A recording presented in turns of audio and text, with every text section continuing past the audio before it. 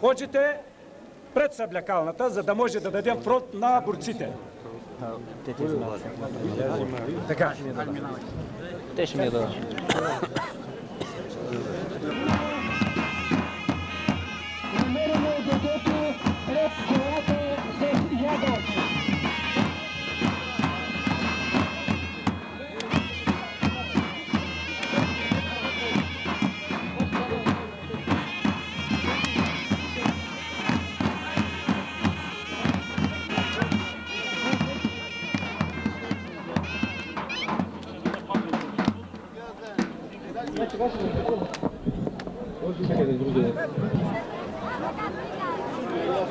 Като координатор на сюнетите в целия район,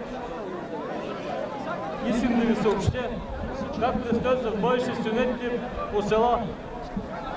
На 4-ти село Любче до Спасска община. Опа! Гледай сега. Отвориме ли, а? Ей, киче! Отвориме ли, а? Вземи детето. Вземи с майката, айде. Айде.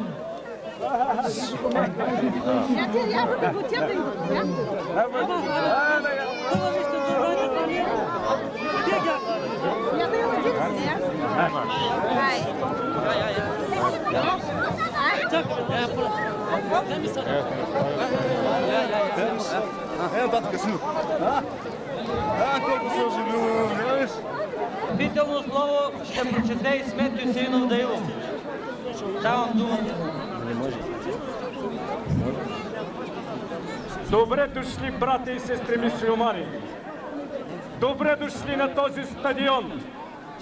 Добре дошли в този час, който изпитваме обща радост! На този обичай, който беше забран от по-старото поколение и незнаено от по-младото, и бе мечтано от всички ни да видим грейнала и пред нас свободата. На този обичай се изпитва издръжливостта на бегачите. В него е съчетана религиозните обичаи на вярващите и на мъжките рожби. На него се изпитва мъжествената сила на борците. На него се затвърдяват приятелството и роднинството. Другари, истина ли е това или е само мечта? Най-после да видим и ние свобода. И нека думата възродителен процес да не бъде дори железна клетка на музеите, да бъде някъде в дън земята и никога вече да не види бял свят. Нека нашата интелигенция да бъде освободена и е предоставена да се занимава само с често, хуманно дело, учителя с учебния процес, лекара с болния пациент, агронома с насъщния хляб, инженера с техническите промени. Най-после и работника свободно да работи своя тежък физически труд.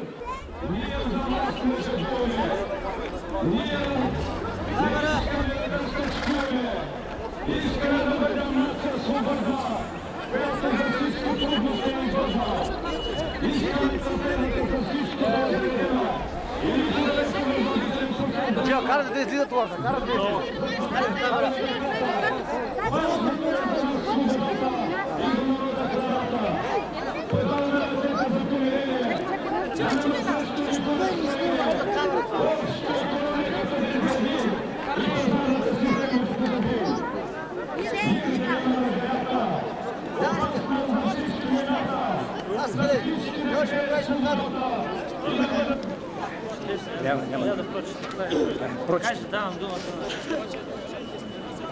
Давам думата на Хамид Бакалов. Аз съм написал едно стихотворение за сюнета. Най-чистата религия в света е мюсюлманската, но не подценявам никоя друга, дори и християнската. Но най-важното ни е подарил нашия пророк Мохамед. Всеки мюсюлманин да си прави сюннет. Над 30 години сюннетите бяха забранени. Едвам сега те са разрешени. Но колко мъки преживяхме, добре, че до тези дни доживяхме. Началниците по къщите децата проверяваха, като по този начин службата се защитаваха. Сваляха на децата гащите най-нахално, за да им кажат в службата нещо похвално. Веднага хората в милицията даваха, а в милицията за сюннет не прощаваха. На всички пишеха лоши досиета, защото не са се отказали от сюннета. Колко сюннечии в затвори лежаха, едвам за вярата не умряха. Колко трудно се намириха сюннечии, които работиха, те за нашата религия най-скъпо платиха. Колко майки и бащи за собствените ги рожби ги съдиха и по затворите ги изпъдиха. Жените в сливенските затвори бяха хвърлени и за кражба бяха обвинавани. Над 200 деца в Вълкосел се обрязаха и на всички села доказаха. Вълкосел най-много претегли, но никой от вярата не се оттегли.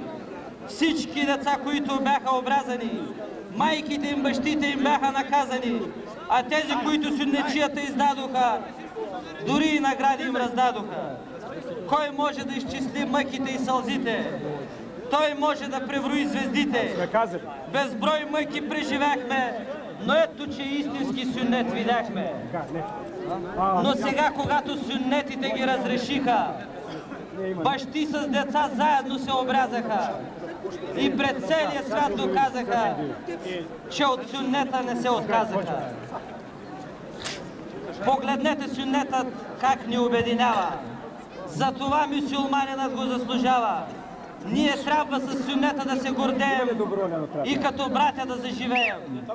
Кое мюсюлманско сърце няма да се разплаче, като види алая, кушията, борбата, носията, всичко, което на смърт беше осъдено, на днешния сюннет е видимо. Те колко братя за този ден се борят. Всичко красиво, което виждаме на този сюннет, за нас, мюсюлманите, е истински дженнет. Чакайте. Така. Внимание! Умолявам хората да не внесат в стадиона никаква бира. Умолявам всички бираджи да не внесат бира в стадиона. Тук си ме. Най-напред искаме да ви представим човека, който от все сърце дава 1000 лева за джамията в село Вълкосел. Ибраим Бустанджиев.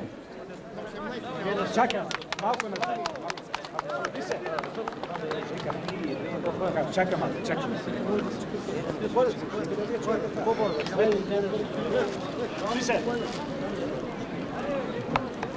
Да е жив и здрав! Да е жив и здрав! Винаги да си има. Дръжта. Другари, за да имаме ред, дарението от старите хора, които искат желанието пред съблекалната. Дарението за джемията пред съблекалната. Така. Талиб Трохлев дава 200 лева. Повече за джемията. Повече няма да приема, защото има борци от цялата страна, няма да ни стигне времето. Хората желащи да дарят пред съблекалната. Имаме хора, които от съблекалната приемат. Така. 1000 лева за джамията дарява Мехмед Чавдаров или Паляка. Ето, още един път 1000. Чинаго, вази ли го Чинаго? Байрам Чавдаров, с неговия син Ибраим Чавдаров. Ето ги парите, ето го и човека. Де е бабуч? Вот написал, обяви го Чинаго, 1000 лева дарява за джемията Юсеин Бабалиев или Бабуч, както му викат.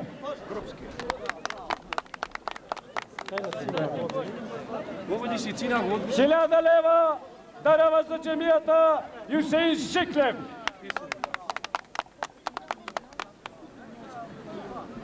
1000 лева за джемията дарява Байрам Баш Чубанов. 500 лева дарява за джемията Ибраим Топов, Юмеров Топов.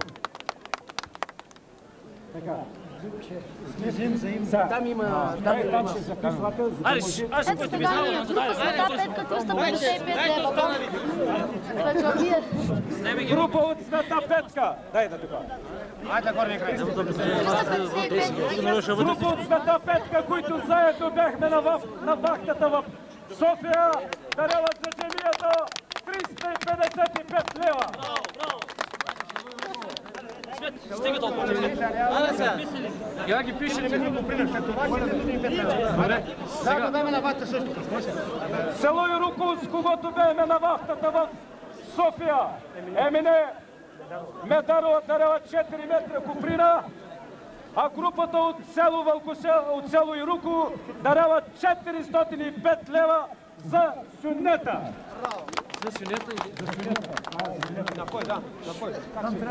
Сега, баджанак, бе, дайте си. Само 1000 лева. Той човек.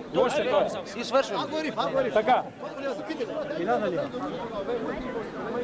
1000 лева дарява Ариф Буштанджия за джамията. Там имаме маса. Дарява Асан Хаджи Еминов за джамията.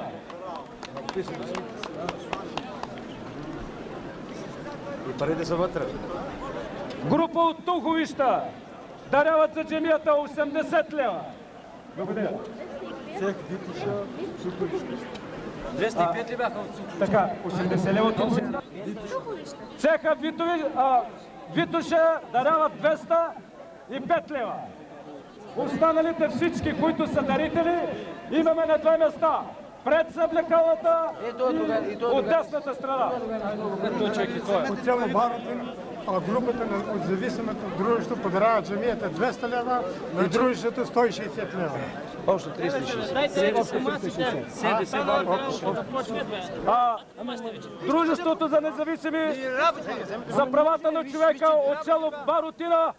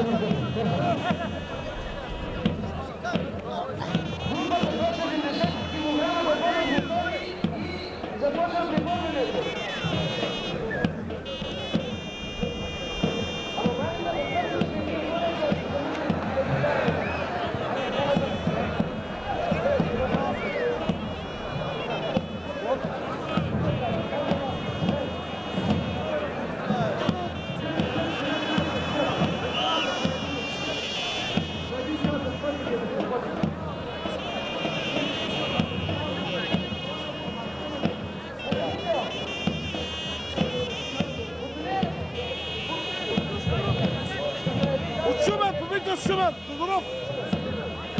Водата до 70 кг. 20 км състезатели в групата до 70 кг да бъдат готови.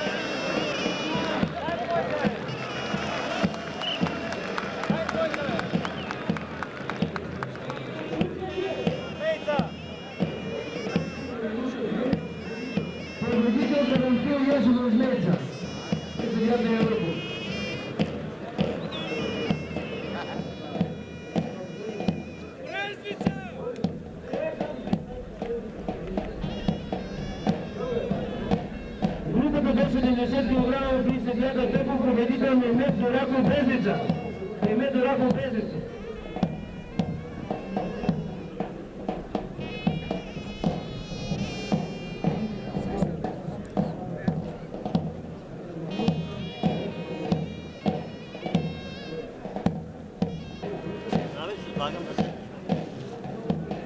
В цялото пребърване ще бъдат представени индивидуални награди за най-резултатен състезател и за най-техничен.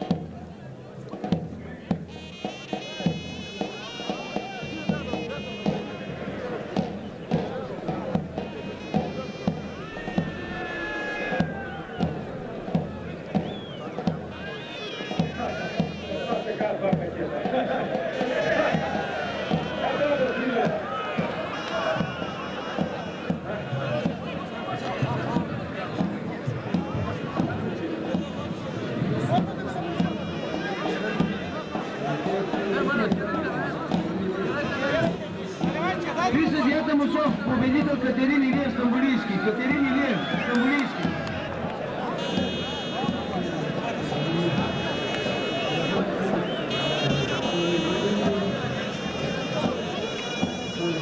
Трябва да изчакам малко. Нека бъдат тия състезатели тук.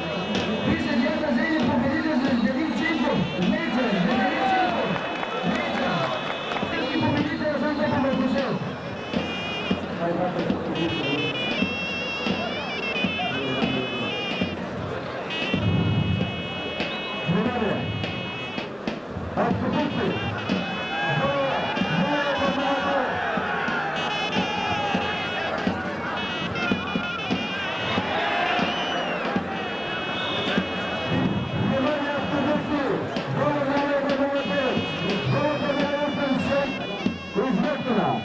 В Пичбора А1834 също. Байрам Мехметов Яхов 40 лева. Шукри Терзия 20 лева. Сулейман Арунов 100 лева. Лемер Симакаров 40 лева. Фалип Ибримов Рустемзиев 200 лева. Ибрим Бахтибанов 200 лева. Ибрим Древов 20 лева. Смирив Стахиев 10 лева. Ибрим Фуров 20 лева. Мехмет Токов 100 лева. Юсин Юсинов Бабалев 50 лева. Саладин Летиво 50 лева. Зелета Укра 100. Едно съобщение. Асан Селимов и Вишев от село Кръм да се яви зад съдийската маса. Асан Селимов и Вишев от село Кръм да се яви зад съдийската маса.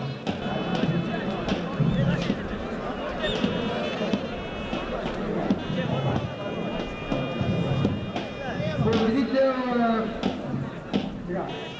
Каменин Илия Стамбулийски. Петерин Илия Стамбулийски.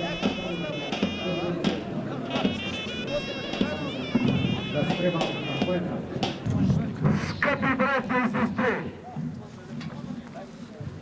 искам да ви поздравя всички с добре дошли на това наше първо тържество от няколко десетилетия насам. Може би никога нашият народ не е виждал такова нещо. Аз съм упълномощен от ръководителите на мюсюлманските организации да направя пред вас следното съобщение във връзка с срещата, която току-що завърши между всички ръководители на мюсюлманските организации в страната и нашият гост Ахмед Доан. Братя и сестри,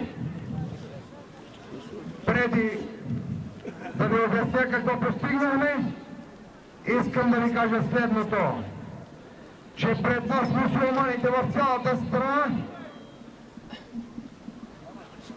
стои една единствена цел – да се обединим един път за винаги, да не позволим повече да се играят с нас, защото до сега се играеха с нас на базата на разделението турци, помаци и цигани. Този път ние постигнаме едно голямо споразумение, може би ще бъде историческо, но нека да не прибързвам да казвам така велика дума, но то е от голямо значение за нас, за да можем да постигнем нашите цели, а те ще бъдат постигнати само в името на обединението. Нашите цели искани са следните: връщане на имената, правата и традициите и вярата. Решението от 29.1989 година, което бе взето от Държавния министерски съвет, до сега се потулва и нямат никакви намерения за прилагане на същото. Въпреки че ни уверяват, че на 5 март или пък от 1 юни щяло да влезне. Затова ние по този повод, бяхме принудени да направим всичко възможно да обединим всички сили в името на ислямското единство. Нас няма друга точка, която да ни обедини, освен вярата. Това значи, че всички мюсюлмани трябва да бъдем напълно единни, без разлика кой какъв език говори, и да бъдем добре възпитани, културни, разумни, да живеем с останалите наши съграждани от другата етническа принадлежност и религиозна принадлежност. Нека с нашето държание, с нашите постъпки от днеска нататък им покажем, че това обединение на мюсюлманите в страната няма никакви задни мисли или пък цели, за да се опасяват християнското население. За сега ви благодаря. Мисля, че всички ме разбрахте какво исках да ви съобщя.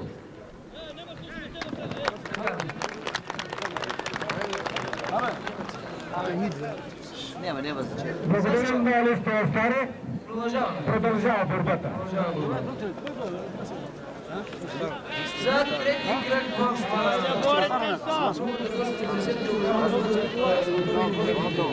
Обявява символична стачка от 4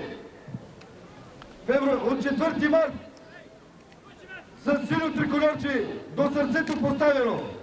И също така тези, които работят по места, предупреждават всички ръководители, че в срок до 6 март, ако не се вземе конкретно решение за тези имена, за които ние толкова години плачем, че от 6 започва реална стачка, без работа, без да се ходи на работа, само по места. Благодаря ви на всички, ако вие имате това желание. Съдията, който победител е Валентин Иванов, ЦСКА. Ай, борба! ЦСКА! Ейбите на ЦСКА, Алин Джуджи за Добже. При съдията Юнуков, Валентин Милицков, Търговище, Мустафа Господов,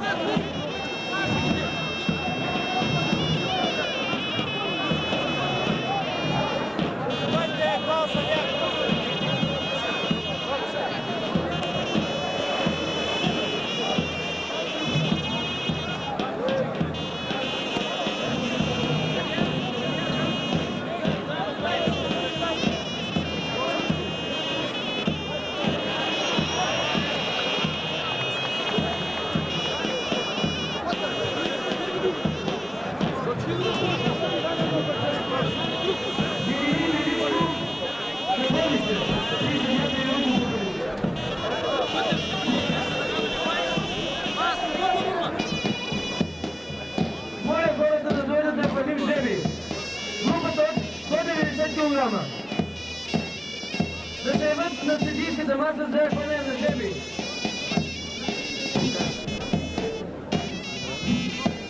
Жигула Пазарджишки номер 2841 да отиде да я отклони. Жигула Пазарджишки номер 2841 да отиде да отклони, да може другите свободно да пътуват. И ако има други такива, които пречат за движението, моля да отидат колите да ги сложат на места, които няма да пречат.